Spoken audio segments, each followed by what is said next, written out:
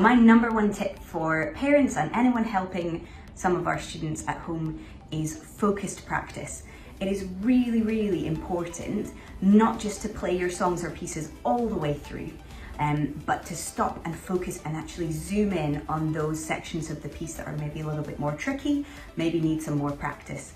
So focusing the practice, zooming in on those difficult bits. If it's piano, playing it right hand and then left hand, and then putting it back together and getting it back into that context of the whole piece.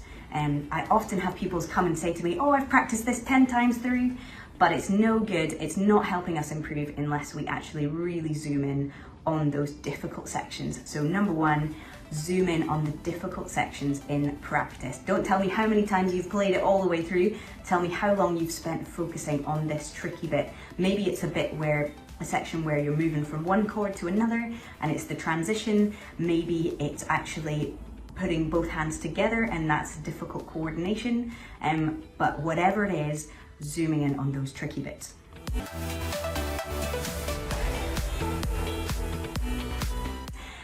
So I am a composer. I love writing music and I love giving pupils the opportunity to express creativity in their lessons by writing their own backing tracks to then play along to, or even writing their own songs and pieces.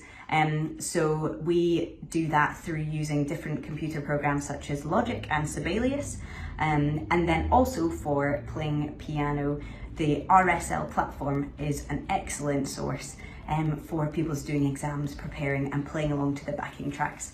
But I love, as I say, giving pupils the chance to create their own backing tracks and just express their creativity through those.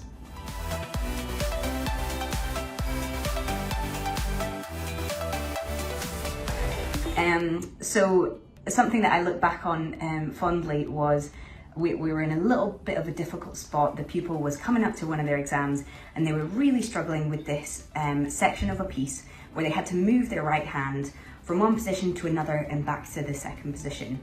And I was struggling on how to teach this, so we thought a little bit outside the box, and this pupil was really interested in football.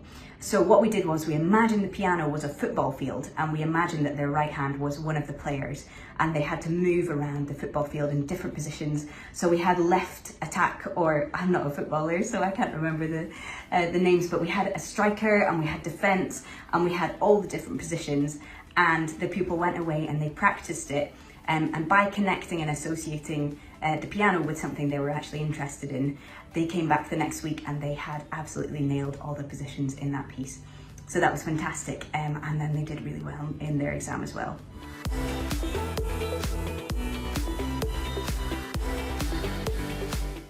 So when I was applying for the role here at Bishopbriggs, I was just struck by the community feel of the school. There are some really lovely staff and tutors, and everyone is great at working together to help the musical development of all of our pupils. I love that it's not just kids that we teach, it's all through. I think my youngest is 5 and my oldest pupil is 40, so I just love that we're able to teach children and adults and everyone in between just to develop their love of music, and that's what I love about Bishopbriggs.